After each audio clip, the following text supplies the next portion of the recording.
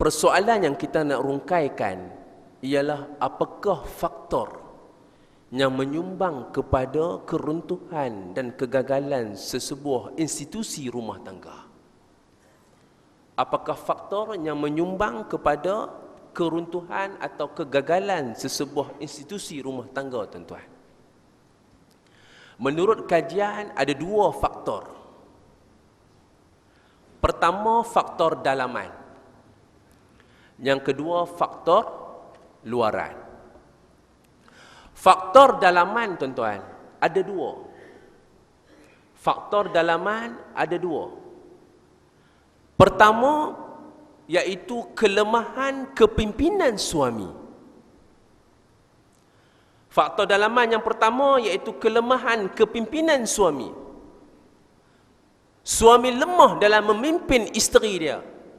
Suami lemah dalam memimpin rumah tangga dia. Sedangkan Allah Subhanahu wa taala sebutkan di dalam Al-Quran, ar-rijalu qawwamuna 'alan nisa. Ar-rijal, suami itu qawwamuna 'alan nisa. Qawwamu, iaitu dia adalah seorang pemimpin. Suami ini seorang pemimpin, suami ini seorang pendidik. Dan suami ini seorang penghakim, seorang hakim. Tapi lemahnya kepimpinan suami menyebabkan faktor perceraian berlaku. Ada suami yang tak prihatin dalam rumah tangga. Tengok isteri penat bekerja, dia balik, dia buat tak tahu. Tengok isteri buat kerja rumah, tak ada. Tengok isteri masak nasi, suami tak pernah hargai. Ada tuan-tuan pernah masuk-masuk balik daripada kerja, isteri masak elok, hidang atas meja, tuan-tuan balik makan, tuan-tuan kata, Alhamdulillah, sedap masakan sayang hari ini. Terima kasih banyak-banyak. Ada tuan-tuan sebut? Jarang, tuan-tuan. Balik rumah, masak apa? Loh, ayam masak kicap lah. Hak tu selalu laku. Suami tak prihatin, tuan-tuan. Pinggan mangkuk banyak dekat mesin tempat basuh tangan, basuh pinggan tu. Ada kita pergi ni. Itu kerja dia ustaz, bukan kerja saya. Baju banyak kat dah basuh bertimbun 2 bakul, anak 5. Ada kita tanya, mai abang nak tolong tak ada? Itu bukan kerja saya ustaz.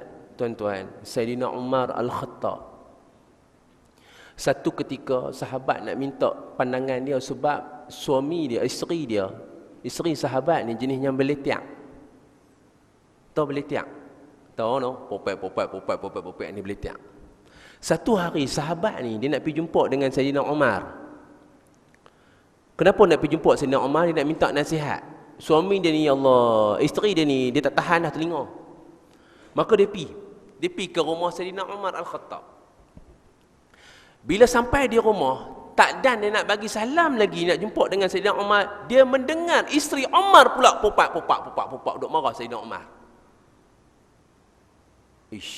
Aku datang nak minta nasihat dekat Sayyidina Umar, isteri dia pula duk popak ni. Macam mana sama isteri dia dengan isteri aku? 2 kali 5, 5 kali 2. Aku balik tuan-tuan, dia balik melintasi tingkap rumah Sayyidina Umar. Sayyidina Umar nampak dia, panggil dia. Han datang rumah aku tadi? Ya. Pasal apa han datang? Tu bahasa kita lah. Wahai Amirul Mukminin, aku datang ni, sebenarnya aku nak minta nasihat dekat hang. Isteri aku ni kat rumah ni, mulut dia, ya Allah, tak mau stop langsung, duk popak beletiang dia. Bila aku sampai rumah engkau, ya Umar, aku dengar isteri hang pun sama macam isteri aku duk popak kau. Apa kata Sayyidina Umar? Wahai sahabat, kita dengar elok. Apanya Umar kata? Umar senyum je. Umar kata, isteri aku tu dah buat semua yang sepatut dia aku buat. Tuan faham maksud Sayyidina Umar? Isteri aku tu dah buat semua yang sepatutnya kita buat. Apa dia? Basuh baju kita, masak kita, didik anak pun kita. Umar kata, isteri aku jaga anak-anak aku. Isteri aku masak untuk aku, sepatut aku masak untuk dia. Tuan-tuan, balik ni jangan ubat pula. Jempat saya pun pandai masak. Sepatutnya suami masak untuk isteri.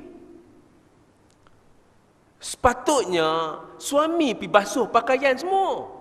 Tapi kita tak mampu, kita kerja, kita beli mesin basuh bagi mereka buat, bagi senangkan dia. Ada suami tak langsung tak nak beli mesin basuh, suruh isteri basuh dengan tangan. Kalau kita tak boleh masak, kita beli barang masak, barang, beras, kita beli ayam, kita beli daging, kita beli bahan-bahan dapur semua, kita bagi dia. Dia tolong masak untuk kita. Tu hakikat dia, kata Sayyidina Umar. Dia dah penat dah. Dia dah penat dah buat apa yang sepatutnya aku buat, kata Sayyidina Umar kepada seorang sahabat ini. Maka kata Sayyidina Umar, apa salahnya? Apa salahnya untuk dia beletak sekejap?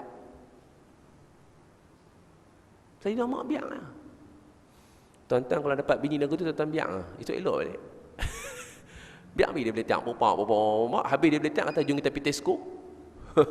Senyap dia. Esok je kita pergi Cameron Highland. Elok balik dia. Boleh pergi lagi kau ni? Tuan Haji, boleh pergi lagi kau? Boleh ya? Muslimin muslimat yang dirahmati oleh Allah Subhanahu wa taala. Tu kalau tuan-tuan nak faham yang perkara sebenar berkaitan dengan rumah tangga. Justru pada malam ni tuan-tuan, saya nak ajak kepada semua para suami. Saya nak nasihat kepada para suami semua, termasuk diri saya pun yang telah bergelar suami dan ayah. Marilah kita ambil sedikit mutiara nasihat. Mudah-mudahan benda-benda ini dapat kita amalkan dalam keluarga kita dan kita sampaikan kepada anak cucu menantu kita. Nasihat untuk para suami. Ini baru masuk poin. Tadi punyalah mukadimahnya panjang.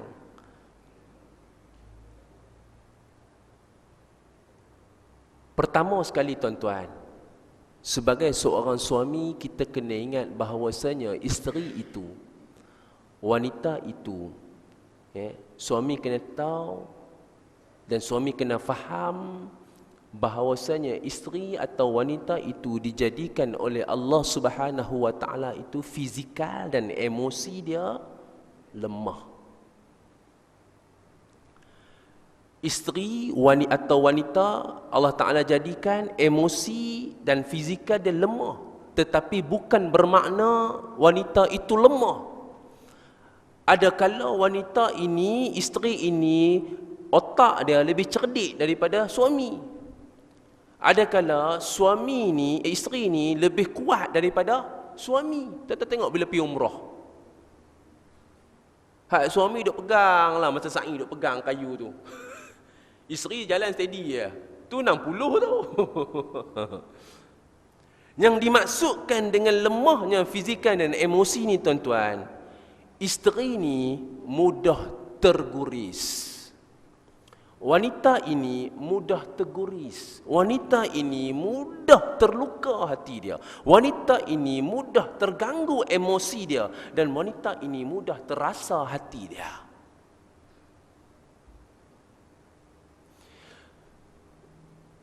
Kes yang saya duk jumpa tuan-tuan, kahwin dah 30 tahun tapi akhirnya nak minta cerai. Saya tanya, kenapa 30 tahun boleh mengharungi rumah tangga tapi akhirnya nak meruntuhkan bahtera? Dia kata, apa Ustaz? Ustaz, 30 tahun saya bersama suami saya sabar sebab anak kecil. Saya habang ada bermakna dalam tempoh 30 tahun itu puan, makcik memang terguris hati. Ya Ustaz. Tapi saya sabar. Tapi yang ni dah climax dah. Cukup. Anak dah besar. Saya tinggal seorang. Maka saya tak boleh tahan. Saya nak cerai. Kata dia. Itu menunjukkan isteri atau wanita itu mudah terguris hati. Tuan-tuan balik tanya balik tuan-tuan yang kahwin 40 tahun, 30 tahun. Abang nak tanya ni, tadi ustaz dah beritahu lah dalam kuliah. Abang nak tanya ni, ada tak abang ni buatkan hati ayang ni terguris selama kita kahwin 35 tahun? Isteri kata apa? Tak ada bang. Betul tak ada? Betul. Sumpah dengan Al-Quran tak ada? Tak ada bang. Apa-apa yang ada tu ayang dah maafkan. Lega suami tu. Tapi pipi kata, ada tak abang terguriskan hati ayang? Ada bang. Bila? Masa abang pergi Tesco, abang jeling kat Minah seorang tu. Hak yang tu. Yang tu abang minta maaf banyak-banyak, abang tak ada nak buat apa. Kadang-kadang kita duduk mesej dengan staff pun, isteri kita rasa cemburu. Dengan kawan-kawan kita boleh bermesra, tapi dengan dia tak pernah bermesra. Dengan kawan-kawan kita boleh bersentuhan, dengan kawan-kawan kita boleh melawak, tetapi dalam rumah tangga tak ada sikit pun suami nak lawak dengan isteri dia. Serius dia. Dengan anak Quraish, dengan jemaah ni semua dia boleh gelak ketawa. Balik rumah macam singa. Anak bini semua pakat takut dengan dia. Dekat luar orang kata apa? Dia ni ustaz pemurahnya ustaz, dia ni peramahnya ustaz.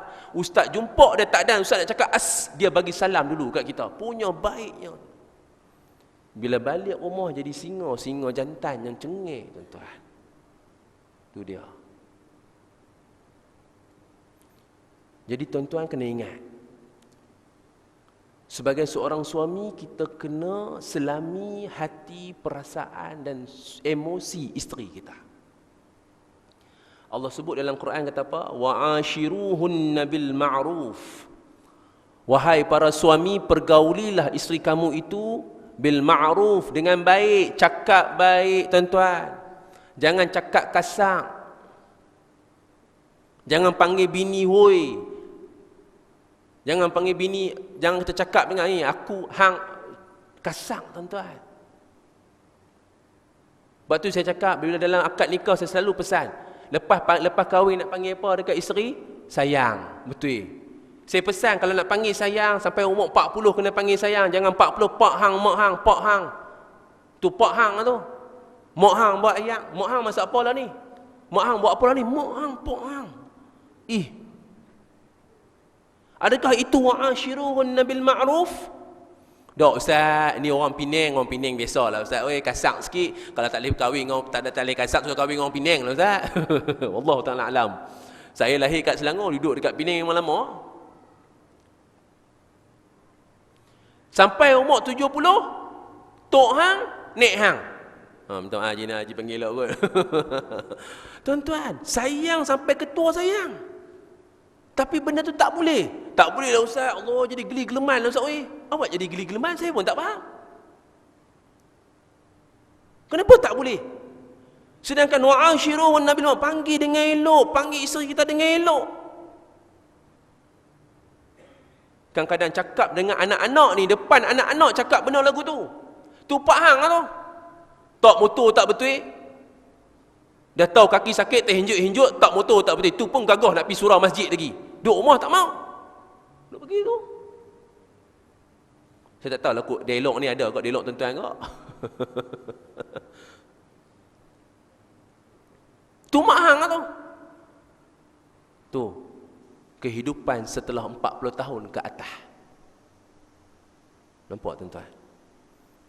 Allah sebut, Allah pesan kat kita, wa'ashiruhunna bil ma'ruf, pergauli dengan isteri itu dengan baik. Nak nasihat pun baik, nak cakap dengan baik, nak panggil dia tu baik-baik.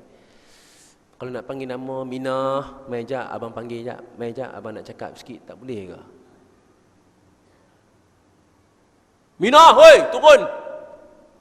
Aku tu panggil. Rumah 2 tingkat lah.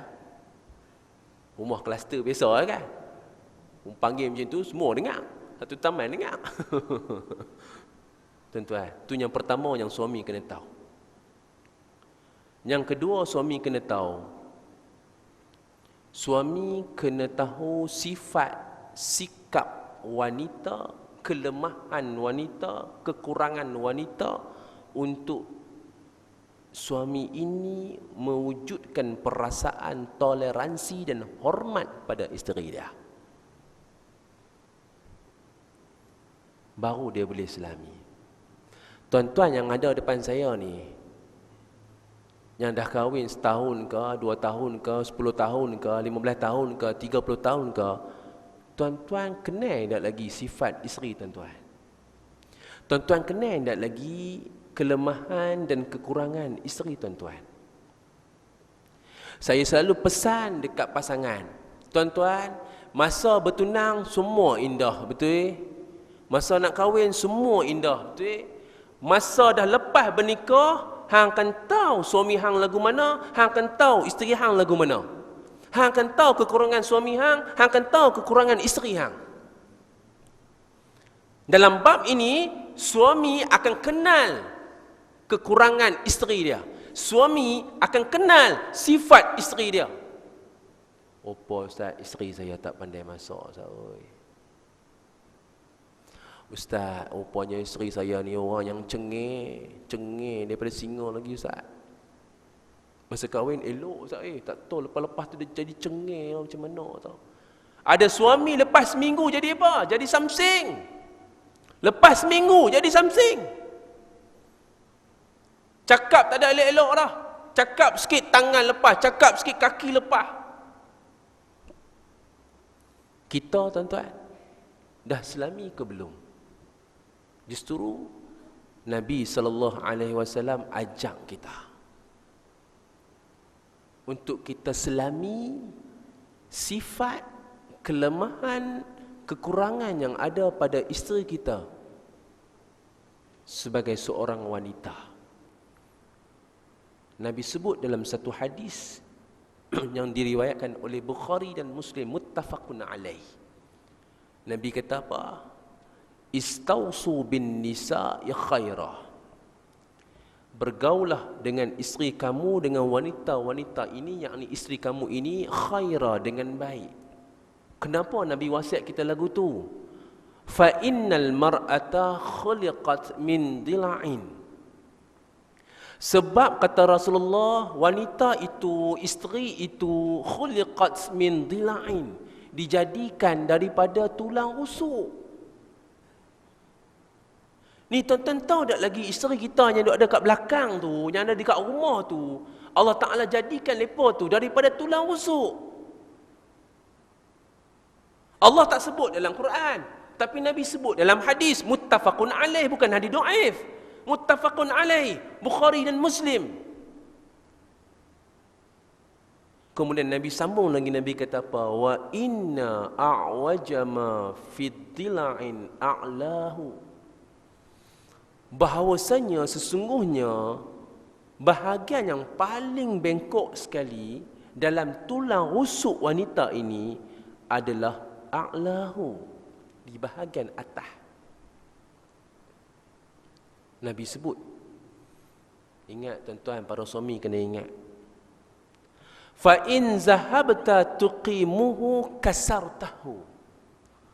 Kalau kamu nak cuba betulkan balik yang bengkok itu, nak betulkan juga yang bengkok itu, kata Nabi, kasartahu, pasti patah. Patah maksudnya tuan-tuan, cerai. Nampak? Wa in taraktahu, kalau kita biar saja, pi kat dia lah, Ustaz, oi. Jenuh cakap dah, Ustaz. Saya abang dah pi sedai baju pakai tudung, hidup pakai baju kelawang tu buat apa? Dia tak mau dengar cakap buat, Ustaz, oi. Lagu tu lah, letih lah. Saya suruh kata mai lah masjid sembahyang, kuliah tiap-tiap malam ada kuliah kat Masjid Sembilan. Tak larat dah, Ustaz, oi. Cakap jenuh dah. Ingat 100 kali cakap dah, malas, Ustaz, biar pi kat dia. Kubuk saya, baguslah. kubuk dia. Besok hang kau yang nak kena. Wa in taraktahu, kata Nabi, kalau kita biar, tuan-tuan. Tak mau, Ustaz, saat lagi kalau saya berbetul, saat lagi mula dia naik. Dia minta cerai.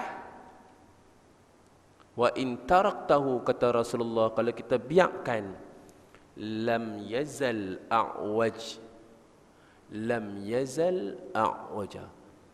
kamu akan dapati benda itu tidak akan lurus. Maksud dia benda itu akan sentiasa bengkok sampai dia mati.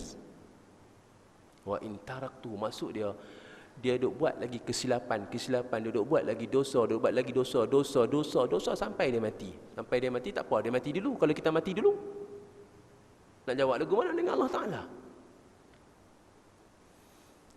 Ingat tuan-tuan, isteri kita dijadikan daripada tulang rusuk, dan tulang rusuk yang paling bengkok di bahagian atas. Nabi kata kalau kita lurus juga tulang bengkok tu, kasar tahu akan pecah. Kalau kita biak pula yang bengkok tu, isteri itu, wanita itu akan berada di landasan yang dosa akan tak lurus, semua bengkok. Justru kata Nabi di akhir hadis ini, Nabi kata apa? Fastausu bin nisa. Nabi pesan yang tu je, Nabi wasiat itu je. Dalam haji wida pun Nabi wasiat itulah kepada para sahabat. Fastausu bin nisa. Nabi kata apa? Nabi wasiat, aku wasiat kepada kamu wahai sahabat, wahai orang Islam sekalian, buat baiklah kepada isteri kamu. Baru relate dengan ayat Quran, wa ashiruhunna bil ma'ruf, pergaulilah isteri kamu itu dengan baik. Justru tuan-tuan muslimin dan muslimat, tulang rusuk yang disebutkan di dalam hadis Nabi SAW ini menggambarkan kekurangan wanita yang harus kita sebagai seorang suami redha kepada Allah Subhanahu wa taala. Kita sebagai seorang suami pada malam ni kita kena redha. Isteri saya yang ada dekat rumah sekarang ini dijadikan daripada tulang rusuk yang bengkok itu di atas dia. Saya tak boleh nak luruskan dia, melainkan saya buat fastausu bin nisa, mengikut wasiat Nabi SAW, bergaulah dengan dia dengan baik. Yang tu kita kena redha. Tak ada siapa dalam dunia ini isteri dia dijadikan daripada tulang rusuk yang tak bengkok, straight je, tidak ada, kata Rasulullah. Maka inilah ujian kepada kita sebagai seorang suami. Allazi liyabluwakum ayyukum ahsanu amala. Setiap apa kejadian Allah Ta'ala ini, Allah nak uji kita sejauh mana amalan kita kepada Allah Subhanahu wa Ta'ala, sejauh mana sabar kita kepada Allah Subhanahu wa Ta'ala. Tuan-tuan kena redha. Mungkin ada di dalam majlis kita pada malam ini menghadapi masalah rumah tangga. Mungkin ada pada malam ini sebelum maghrib tadi duduk bergaduh dengan isteri. Tension sangat, mandi, pakai baju Melayu, aku nak pergi masjid nak tenang sikit, panas kat rumah ni mai. Saya nak pesan kepada tuan-tuan, mungkin juga ada anak menantu kita menghadapi masalah rumah tangga yang baru kahwin terlepas. Ustaz yang nikahkan anak saya, ustaz. Pesan dekat suami mereka, redha atas apa yang mereka dapat. Kita kena redha. Bukan bermakna isteri itu ada kekurangan, suami nak ambil kesempatan. Tidak. Suami pun ada kekurangan. Yang penting adalah suami menerima kekurangan isteri, isteri juga menerima kekurangan suami. Baru bahagia rumah tangga, tuan-tuan. Kalau suami saja redha atas kelemahan isteri dia, tapi isteri tak boleh terima langsung kelemahan yang ada pada suami dia, tak boleh, tuan-tuan. Rumah tangga akan hancur. Tapi pada malam ni, saya nak ajak tuan-tuan, para suami, redha isteri kita itu dijadikan daripada tulang rusuk yang bengkok.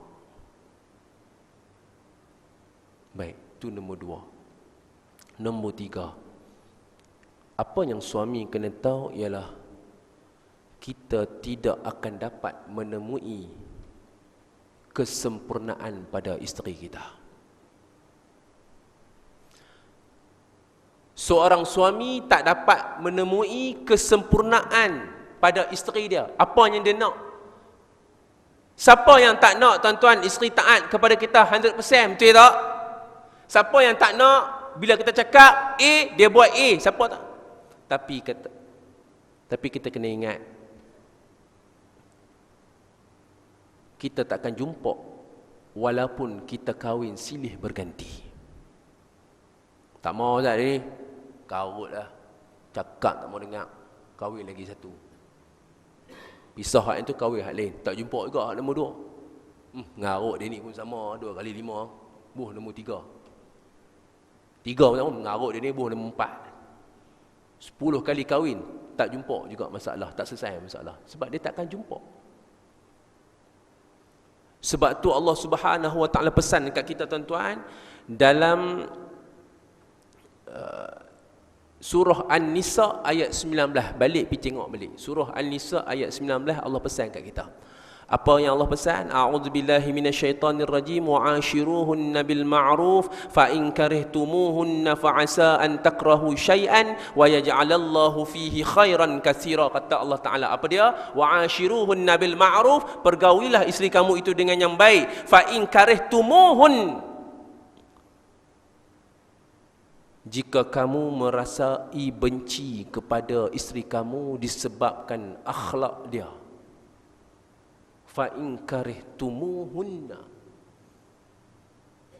Allah suruh kita pergauli isteri kita dengan baik, tapi kata Allah, sekiranya ada satu benda, satu perkara yang kamu rasa benci kepada isteri kamu disebabkan akhlak dia, janganlah terburu-buru menghukum atau menceraikan isteri kamu.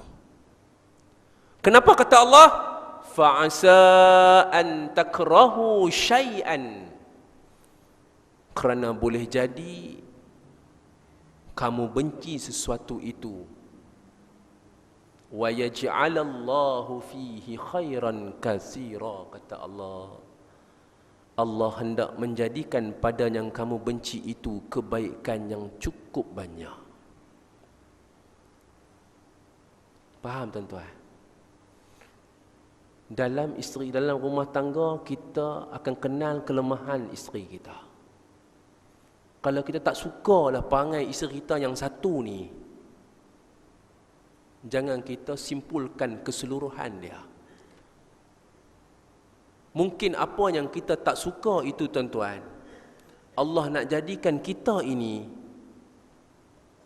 kepada kita ini Allah nak jadikan kebaikan yang banyak. Mungkin Allah nak didik kita, Allah nak bagi kita jadi orang yang sabar, Allah nak bagi kita orang yang dekatkan diri kepada dia, Allah nak bagikan kita ini orang yang selalu berdoa kepada dia. Kita kena ingat yang tu. Dan yang keempat, yang terakhir, apa suami kena tahu ialah hak dan tanggungjawab suami pada isteri. Nabi sebut dalam hadis yang diriwayatkan oleh Abu Daud, ketika mana Rasulullah sallallahu alaihi wasallam ditanya oleh Muawiyah bin Haidah radhiyallahu an mengenai hak isteri yang tertanggung ke atas suaminya, Rasulullah kata, qala an tut'imaha idza ta'imta. Suami kena bagi makan sebagaimana dia makan kepada isteri. Suami kena bagi makan kepada isteri dia sebagaimana dia makan. Itu satu. Sebab makan ini rutin kita. Suami kena beli semua barang-barang dapur dekat rumah kita. Suami kena tanya isteri apa yang tak cukup lagi tentang makanan dalam rumah kita. Suami yang kena akan keluarkan duit untuk membeli barang-barang makanan dalam rumah kita.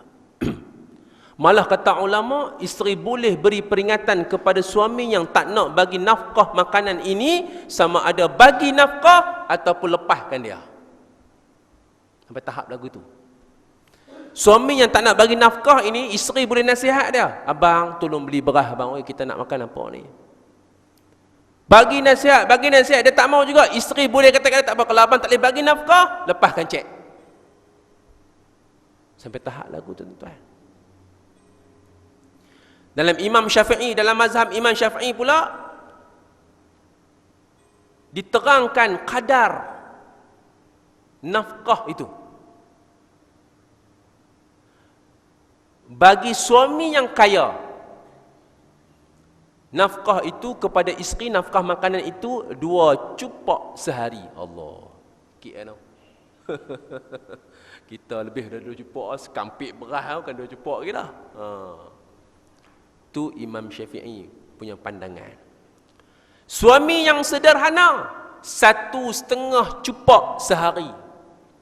Suami yang fakir miskin, 1 cupak sehari. Makna kata, miskin ke, kaya ke, senang ke, susah ke, dalam mazhab Imam Asy-Syafi'i kena juga bagi nafkah. Tapi jumhur ulama tak tetapkan kadar nafkah. Mazhab Imam Asy-Syafi'i tetapkan kadar nafkah. Begitu. Itu yang pertama. Wa taksuha izak tasaita, kata Nabi. Suami kena bagi pakaian dekat isteri dia sebagaimana dia pakai. Kata ulama, sekurang-kurangnya setahun 2 kali baju yang baru, 2 pasang. Bukan mahal, baru. Pi kat Long Wan belilah hak baru. Ni tak dok setahun raya pun tak bagi apa cerita. Yang menutup aurat dari atas sampailah bawah.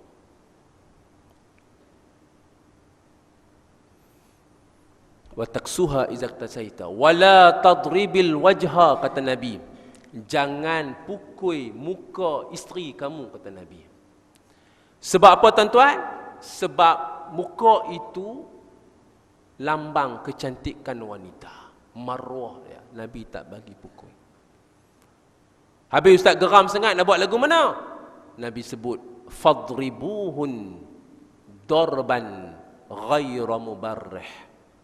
Pukulilah bini kamu, isteri kamu, darban, dengan pukulan ghaira mubarrih, yang tidak menyakitkan. Duk pening lagu mana saya nak pukul tak menyakitkan. Nabi sebut lagu tu. Wala tatribil wajha wala tuqabbih. Jangan kamu cerca hina isteri kamu. Tak kiralah keturunan dia ke, tak kiralah keluarga mak ayah dia kan, Nabi larang sama sekali kita cerca dan menghina isteri kita. Kalau tuan-tuan, para suami yang ada di sini pernah menghina isteri tuan-tuan, balik minta maaf balik dengan dia. Balik minta maaf balik dengan isteri tuan-tuan. Tak guna tuan-tuan solat 5 waktu berjamaah tapi tuan-tuan buat benda yang dilarang oleh Nabi sallallahu alaihi wasallam. Sebab tu Nabi sebut dalam satu hadis, ya'midu ahadukum, kata Nabi, fayajlidu ra'atahu jaldal amdu fala'allahu yudaji'uha min akhir. Nabi kata, Nabi larang kepada kita untuk kita pukul bini kita seperti mana kita pukul hamba. Tuan-tuan pernah tengok tak orang pukul hamba? Hamba abdi kan? Teruk tuan-tuan. Lepas tu Nabi kata apa? Nabi larang, jangan pukul isteri kamu sebagaimana kamu pukul hamba abdi. Fala'allahu yudaji'uha min akhir. Tapi akhirnya kamu balik dekat dia, kamu setubuhi dia. Kamu nak, kamu ambil. Lepas tu bila kamu dah dapat, kamu pukul dia balik. Allahu Akbar. Suami lagu ni memang teruk, tak guna lah tuan.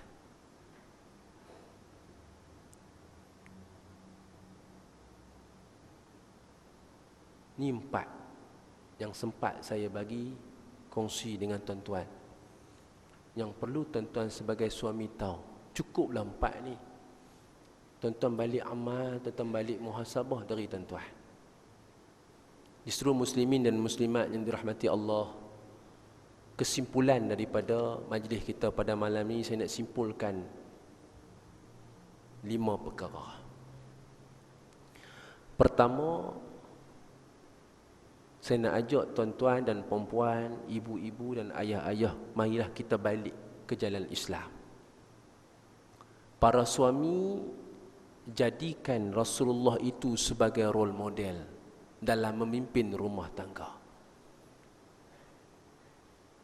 Nabi pernah pesan, khairukum li ahli wa ana khairukum li ahli. Sebaik-baik kamu, kata Rasulullah, ialah orang yang baik terhadap kaum keluarga dia. yang baik dengan isteri dia, yang baik dengan anak-anak dia, yang boleh bergurau dengan isteri dia, yang boleh bergurau dengan anak-anak dia, yang boleh bergurau dengan ahli keluarga dia. Dan kata Rasulullah, wa ana khairukum li ahli, dan aku sebaik-baik orang yang baik terhadap keluarga aku.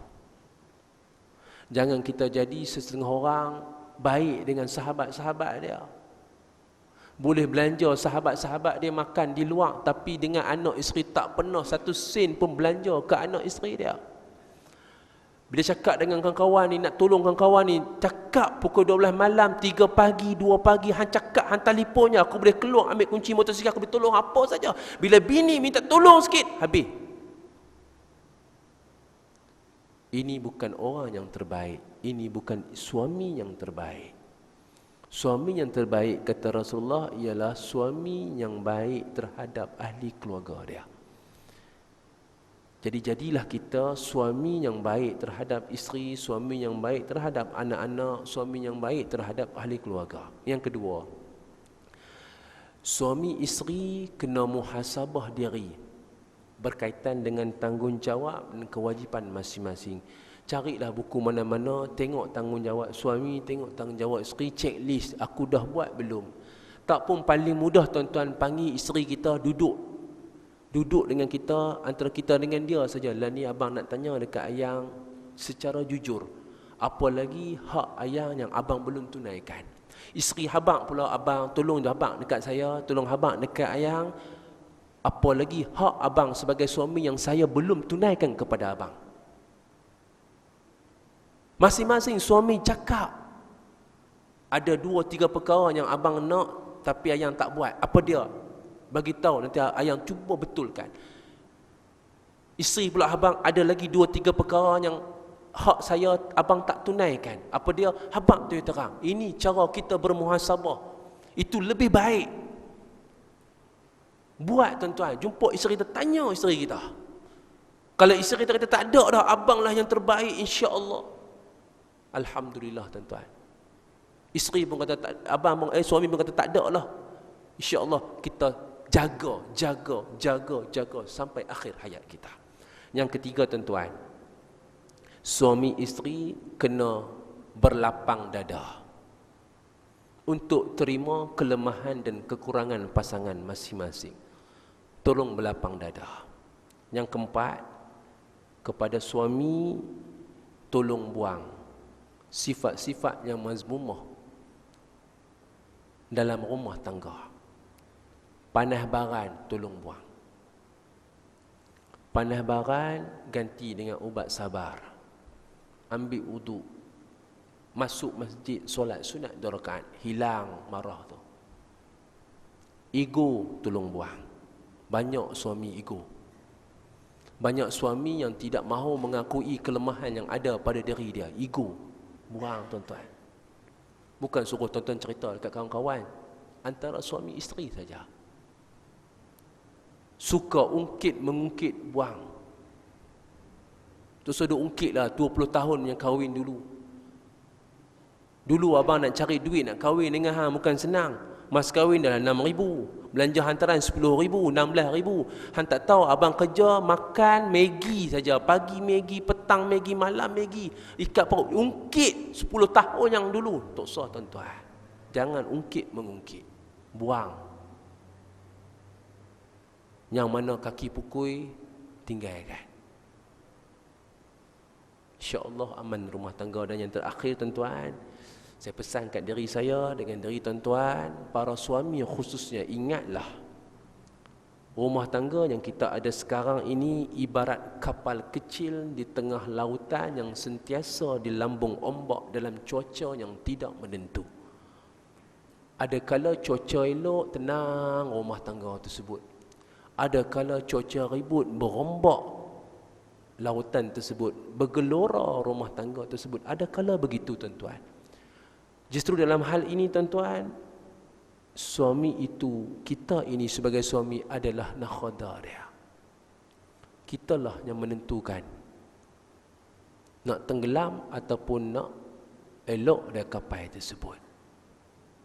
Mudah-mudahan dengan sedikit perkongsian ilmu ini dapat memberi panduan dan manfaat kepada tuan-tuan, khususnya atas diri saya dan tuan-tuan yang bergelar sebagai seorang suami, dan menjadi panduan kepada mereka yang bakal untuk mendirikan rumah tangga, dan menjadi sedikit ilmu kepada tuan-tuan yang ada anak menantu di rumah. Mungkin boleh dijadikan sedikit mutiara nasihat kepada mereka sekiranya mereka menghadapi kesulitan atau ujian di dalam rumah tangga, insya-Allah. Saya ucapkan jazakallahu khairan katsira kepada jawatan kuasa terutama pengurusi masjid. Di atas jemputan ini saya memohon maaf di atas kelemahan, terkasar bahasa, tergurus hati dan perasaan tuan-tuan pada malam ini. Saya mohon maaf di atas kelewatan 9 suku bawah habis. Mudah-mudahan kita semua diberi taufik hidayah oleh Allah Subhanahu wa taala untuk kita menjadi insan yang terbaik, umat yang terbaik, suami yang terbaik kepada isteri kita yang tercinta, ayah yang terbaik kepada anak-anak kita, datuk yang terbaik kepada cucu dan cicit kita, insya-Allah.